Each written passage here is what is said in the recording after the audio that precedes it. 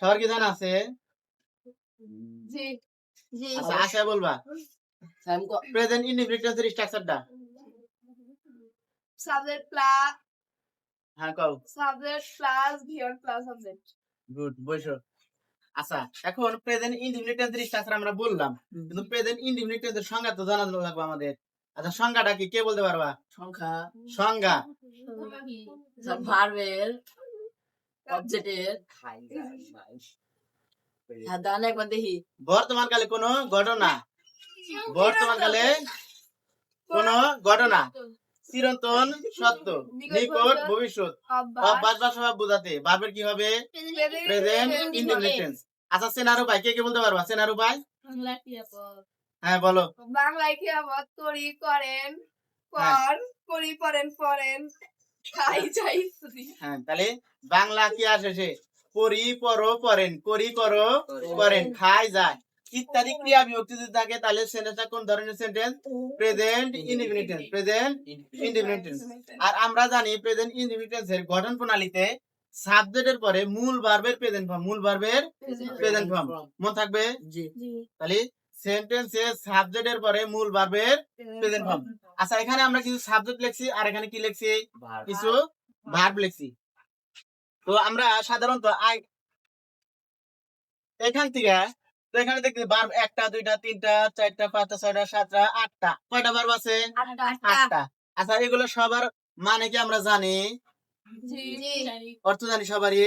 জি আচ্ছা রিড মানে পড়া পড়া, পড়া রাইট মানে লেখা ইট মানে খাওয়া গো মানে যাওয়া ড্রিঙ্ক মানে পান করা ড্র মানে আঁকা ওয়াক মানে হাঁটা, হাঁটা, প্লে মানে খেলা খেলা করা। এখন এই যে আমরা যে 8টা ভার্ব লিখলাম আর এখানে কিছু সাবজেক্ট আছে, কিছু সাবজেক্ট আছে। এই সাবজেক্ট গুলা এই পার্সন গুলাকে কয় ভাগে ভাগ করা যায়? পার্সনকে পার্সন কত প্রকার? পার্সন কত প্রকার? 3 প্রকার। কত প্রকার? Third person, second person, third person. আচ্ছা ফার্স্ট পার্সনে কারা কারা?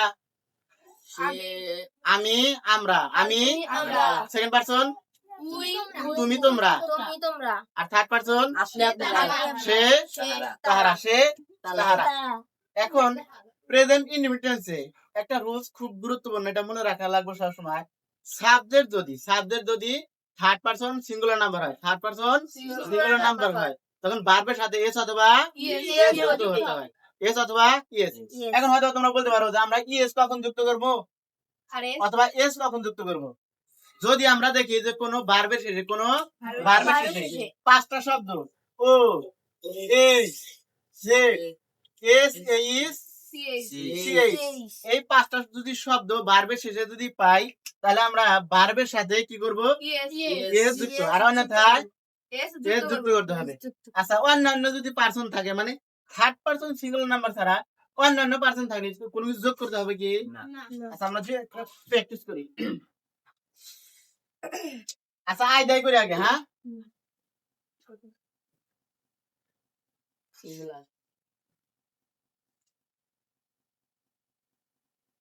আচ্ছা আয়ের হাতে এখান থেকে যে কোনো একটা ভার্ব নাও। আই রিড, আর read a book, I read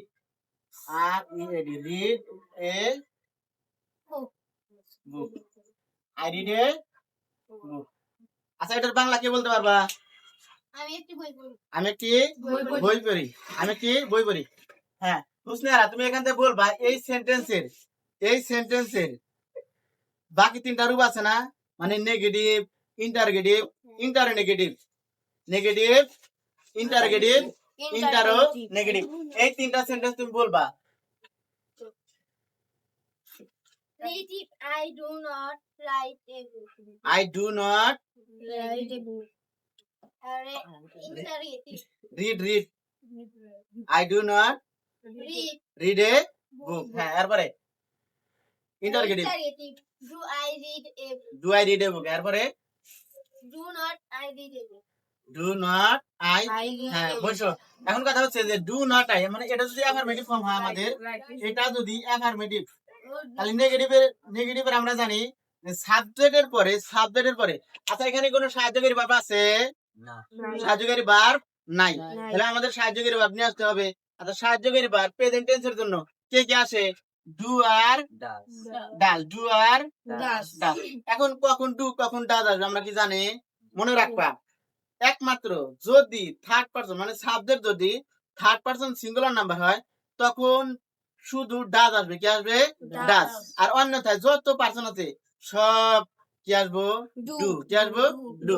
তাহলে এখানে স্ট্রাকচারটা কি হবে? I do not read a book. আচ্ছা, এরপরে ইন্টারগেটিভ। ইন্টারগেটিভ কি হতে পারে? আমরা জানি ইন্টারগেটিভ সেন্টেন্সে সব সময় সাহায্যকারী ভার্ব কোথায় থাকবো? প্রথমে। আচ্ছা দেখো, এই সেন্টেন্সে সাহায্যকারী ভার্ব কে? ডু না? তাহলে ডু লিখলাম, ডু। তারপর subject, subject K? Do I. তারপরে কি? ভার্ব না? Do I read a book. আচ্ছা, এরপরে ইন্টারোনেগেটিভ। এরপর কি করতে হবে? ইন্টারোনেগেটিভ। খেয়াল করি, ইন্টারোনেগেটিভ সেন্টেন্সে প্রথমে ইন্টারোগেটিভ যেহেতু তাহলে সাহায্যকারী ভার্ব আগে থাকবে না, তাহলে প্রথমে কি? ডু। আর মনে রাখবা, সাবজেক্ট যদি প্রোনাউন হয়, সাবজেক্ট যদি প্রোনাউন হয় তাহলে নট শব্দটি, নট শব্দটি সাবজেক্টের পরে বসে। কোথায় বসে? সাবজেক্টের পরে। তাহলে ডু আই, তারপর কি হবো? নট রিড এ বুক। এই যে ইন্টারোগেটিভ সেন্টেন্স হওয়ার কারণে আমাদের এখানে কি করতে হবে? প্রশ্নবোধক চিহ্ন। বুঝতে পারছি এটা? আচ্ছা, এটা তো গেল আইডা করলাম। এখন একটা থার্ড পারসন সিঙ্গুলার নাম্বার দিয়ে করি আমরা। তাহলে এগুলা দেখো তো, বুঝছি না? I read a book, I do not read a book. তাহলে do I read a book, do I not read a book.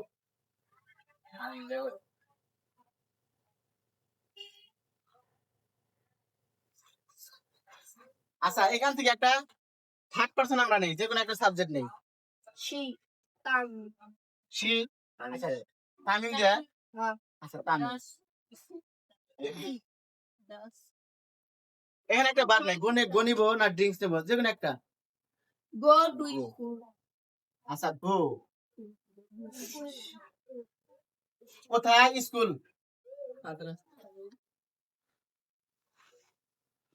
আচ্ছা দেখো, আমাদের সেন্টেন্সটা ঠিক হয়েছে না ভুল হয়েছে? ঠিক হয়েছে? ঠিক হয় নাই। ঠিক হয় নাই। ভুল হয়েছে। আচ্ছা, কোথায় ভুল হয়েছে? ইয়েস। আচ্ছা, গোর হাতে ইয়েস হবে কিসের জন্য? এটা হচ্ছে হ্যাঁ, আমরা জানি সেন্টেন্স যদি কি হয়? প্রেজেন্ট ইনডিফিনিট হয়। কি হয়? Present indefinite. আর সাবজেক্ট যদি থার্ড পারসন সিঙ্গুলার নাম্বার হয় তখন ভার্বের সাথে এস অথবা ইয়েস।